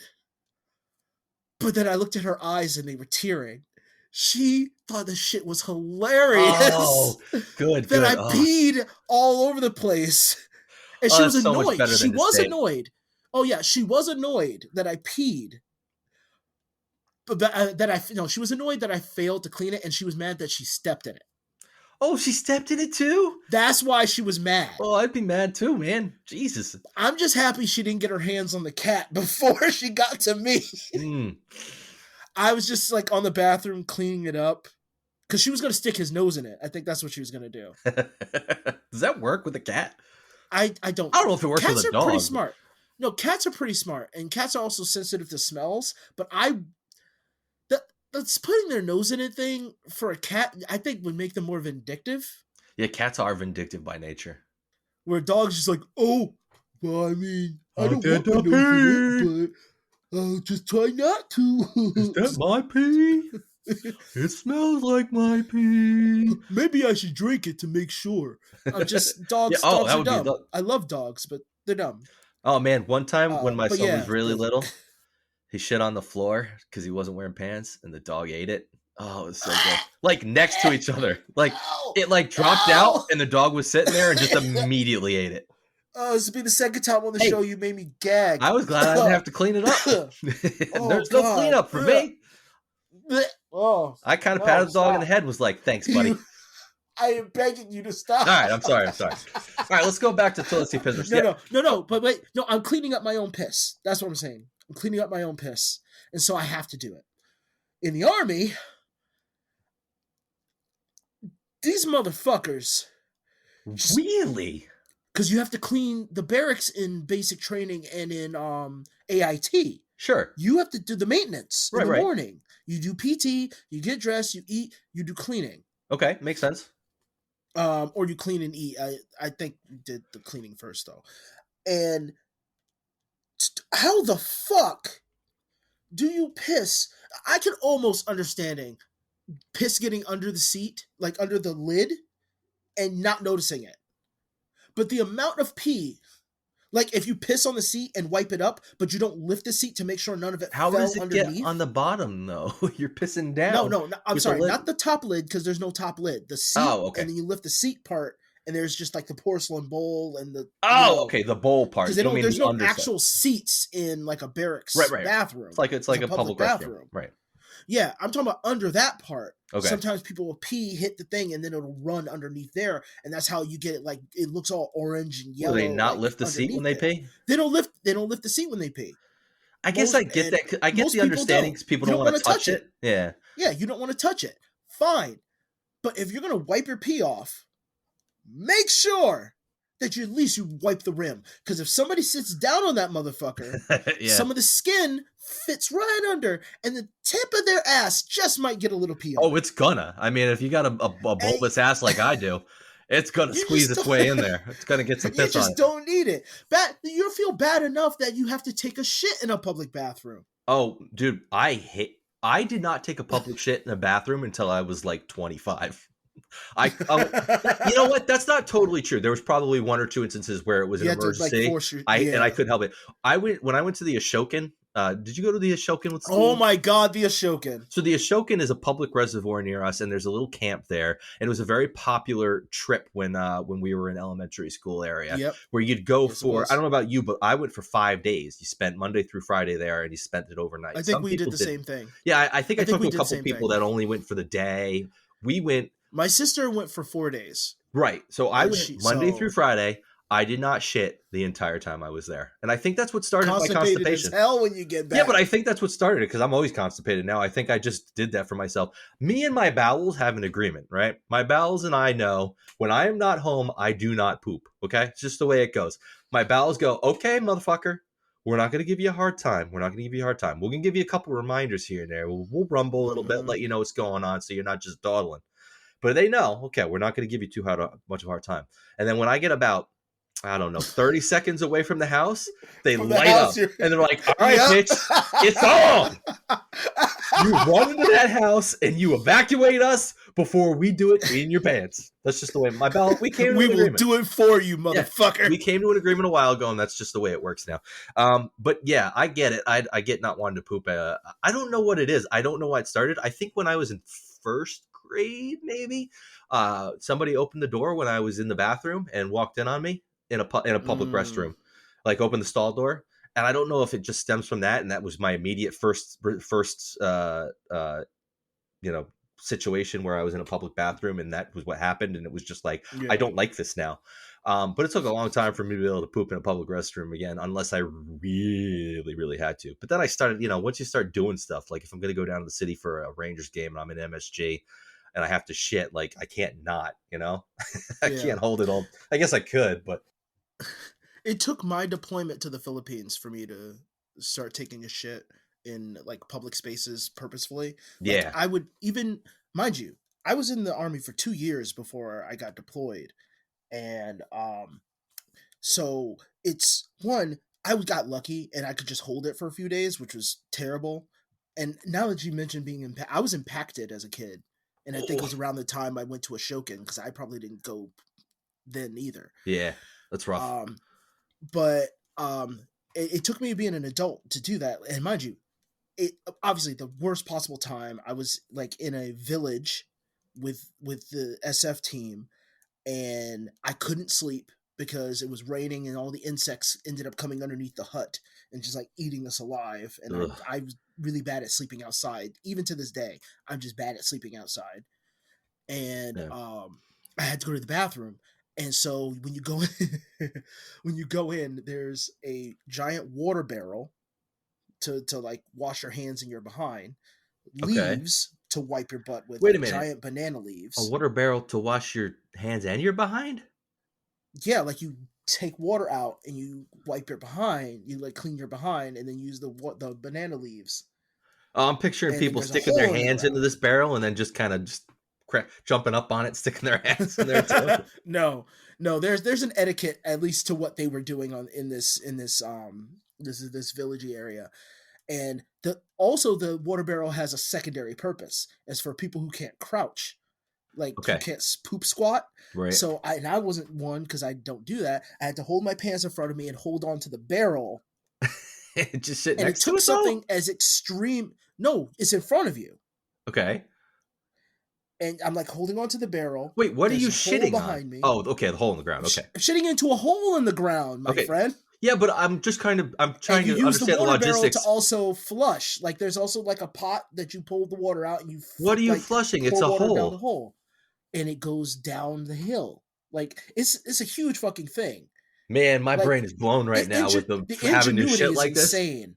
Here's me And talking I'm about holding how on to much this I don't want to barrel. shit in a public bathroom, and you're shitting holding onto a barrel into a hole that's going to flow down a hill. This isn't the worst place I had to shit while deployed. Well, this is my nightmare And already, some so dudes have maybe you had don't want worse to go than into me. it. Yeah, I don't some think dudes you have should go to it. had worse than me. Oh, I'm going to now that you said that. You just Yeah, made but me this wanna is throw I up already on been the have nightmares. podcast. Fuck. So yeah, there was that situation. That was Well, one of the things. folks, we're all out of time for today. No, fuck you, and this goes into what we're talking about. Okay. Because this is also people who don't know who put shit all over the fucking public bathrooms too. And there's something wrong with you. There's something that's a mentally whole fucking nother wrong story. with you people. I'm in Afghanistan. In Afghanistan, there was no toilets where we were. It was a stone box, and then you have to take an ammo can. You have to take this bag that has essentially kitty litter in it, and you shit into that. That's where you go. What do you put it over the ammo can? Yeah, you put the Like, bag, wrap you it open over the it? bag, you wrap it over like a trash can where it has the litter in it. Okay, you 'cause don't just wanna hold leave it over your waste butthole? behind. You just crouch and hold it over your you just butthole while you're yeah. pooping? In this fucking stone box that's hot as shit. This is giving me so much Mind you, agita.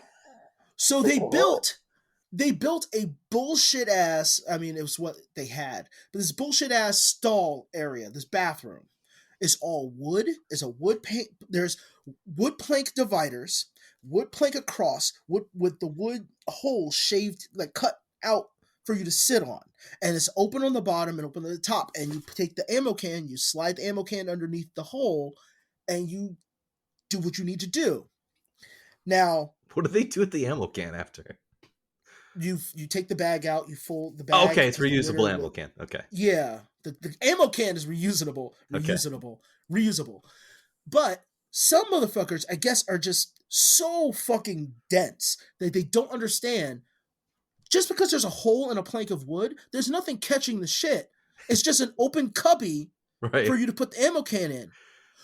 But you're going to take your pants off and then shit in this hole without lining it up with properly? An open cubby underneath, pull your pants up, and leave with the shit just right there. Oh, and they don't even put the ammo can in. No. And then, mind you, I know you're pissing while you're doing it. Another motherfucker comes up and takes a shit on top of your shit.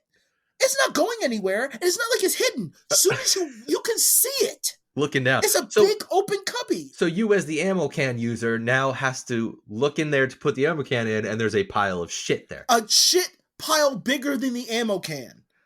What do? You find a new way to take a shit. I was gonna say, do you just keep shitting on top of it and just hope you're not the one that has to clean it out the next day? Dude, this is what makes me so mad about people who piss on toilet seats here on civilian side. Well, okay. Because I had to put up with literal shit like that. I'm glad you said that, because here I am saying I want to complain about people who don't clean their pee off the toilet seat. And you're dealing with literal piles of human shit in a hole that have to be cleaned up. So I felt kind of bad complaining about it, but you're mad too.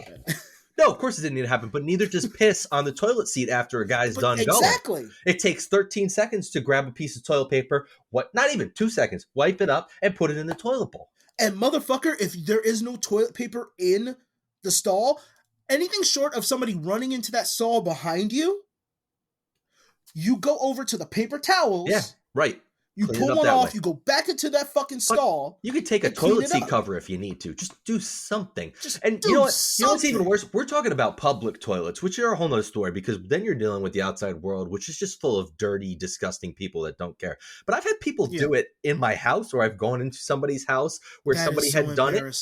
Well, it's just like, like I've gone into my bathroom after having company over, and there's piss on the seat, and I'm just like, why? How can you come in my house and piss on my toilet seat and not clean it up? Granted, if it's a little kid, it's one thing.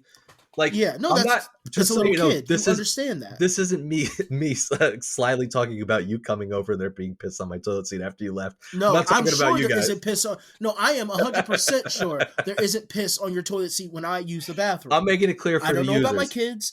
I don't know about my wife. But with me, not happening. Well, can a woman get piss on the toilet seat?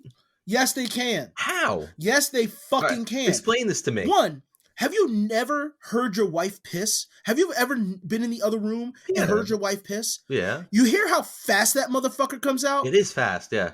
Does seem pretty fast. Do you think if they had to pee really bad and they pulled their pants down that their ass was fully got to the seat before they took a piss? You think they're tripping a little ahead of time?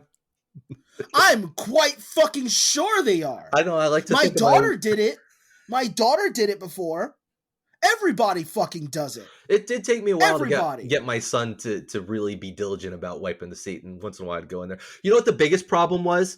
His dick was too small to actually reach over the toilet enough. So I don't need to know. His dick would literally... God damn it. His dick would literally be over the rim of the toilet. So when he was done, it would just kind of drip right down onto the rim because it couldn't drip into the toilet. So it took a while to make sure he was cleaning that up. Look, man, little white boys have tiny dicks, okay? I'm realistic. It's just, see, the thing is now a story's being painted in my head, and I take care of my son, so I get it. I 100% get it. But now it's your son's head on my son's body, so I can relate to the situation, and it makes me uncomfortable. Have I ever told you my thought process? Even though I've seen your son take his diaper off. That's true. Walk around. I've seen him do that. Yeah, you have. But it's like, I'm giving you an image. Have I ever told you my thought process on your kid and dicks, your son and dicks? I think the way I feel. Here's how I feel about it. I think when your son is very young, when he's like 2 or 3, and this probably only applies to me and not you. Oh, no. You'll find.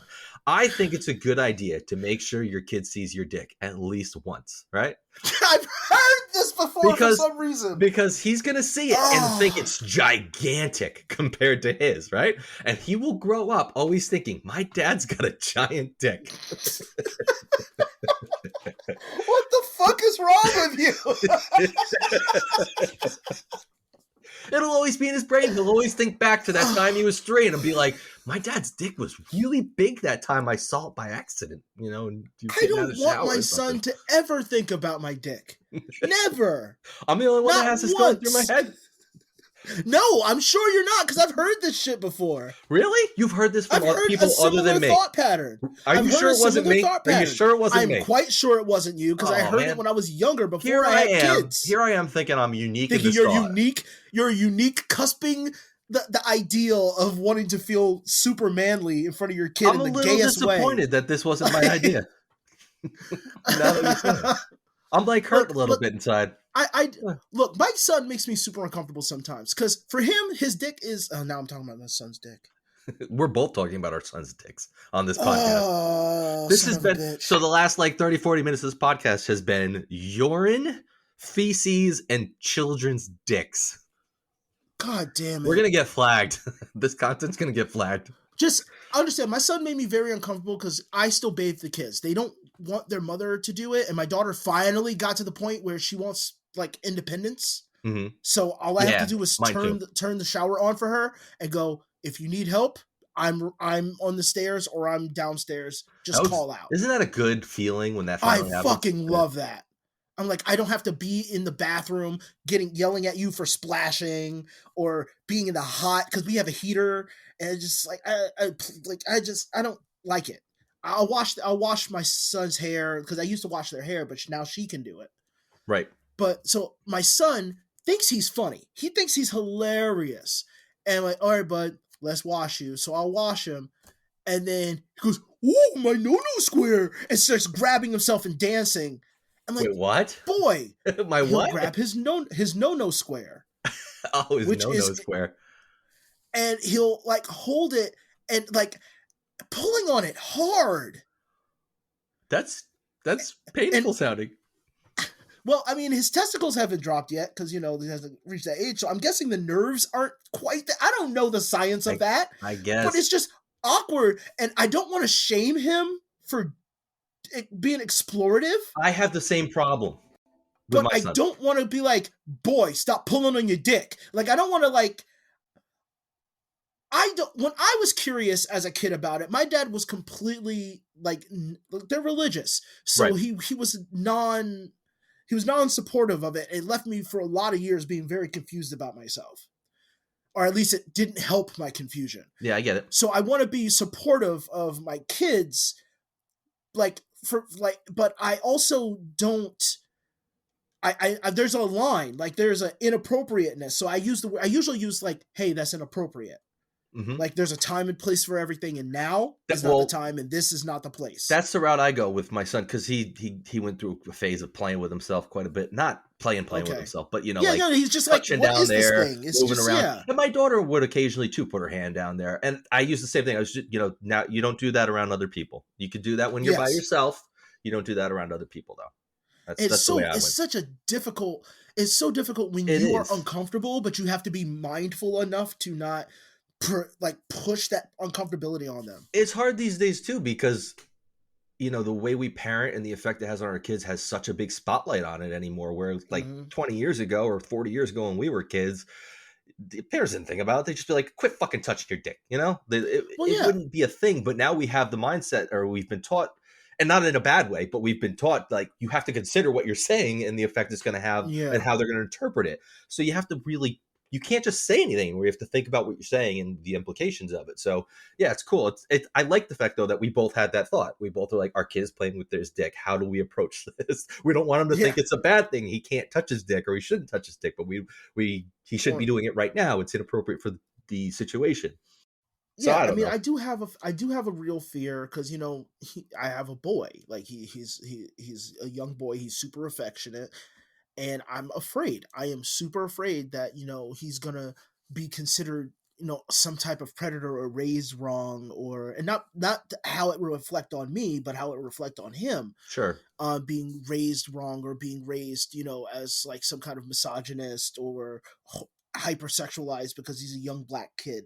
And mind you, yes, he's biracial, but he looks like a black kid. Right. And he's got that extra step. But even my son, it's the same thing as far, not the same thing. But that's what I'm saying. Like you have a son. Right. It's still the son aspect. But to your point, having him be a black son is a whole nother level too, which, isn't even something I have to consider. So you have extra stuff to worry about. But you're right. It's hard because we're in this changing environment, socially and politically, and everybody's still kind of navigating their way through it. And what we're teaching our kids now is going to affect the way they are in 10 years from now, 20 years from now. We want to teach them the right way. I don't want my son to have to learn to change his mindset. Like, not that I've ever had a negative or malicious mindset, and I've never been hateful or any of that.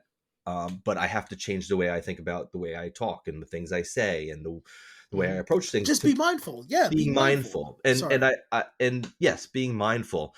And I don't want him to ever have to, I want him to just grow up thinking that way ahead of time. I don't want him to get to a point where he goes, all right, I have to reconsider the way I think about things and be more attentive. I just want him to grow up that way. And it's hard because I think the first step for your son, and same with mine, is to teach them to clean their piss off the seat when they pee on it. Like, it's going to happen. Yeah. It's going to fucking happen. Fucking clean it up. So at least there's 2 less assholes out there who don't clean up their fucking piss off the toilet seat. Going to someone's house. I can't understand that. Yeah, that's somebody different. Goes that's to a your completely. House.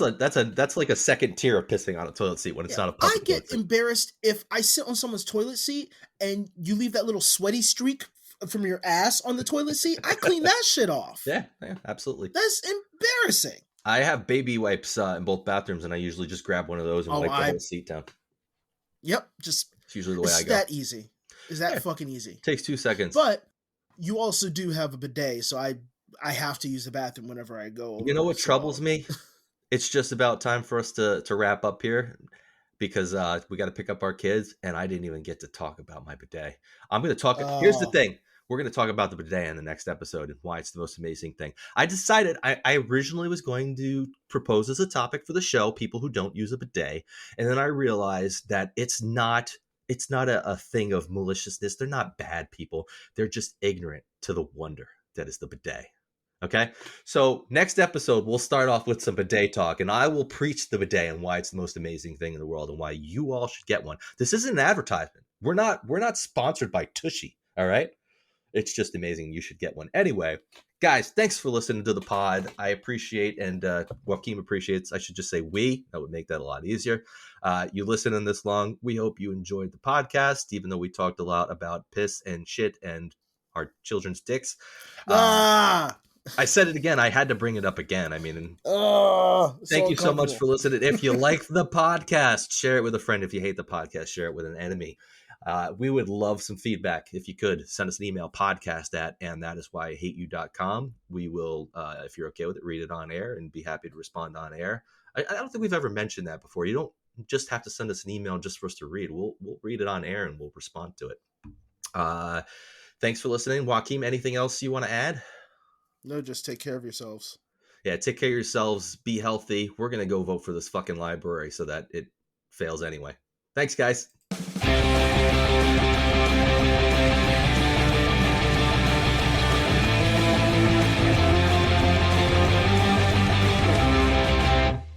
Yeah, I didn't talk over the whole thing. I did it.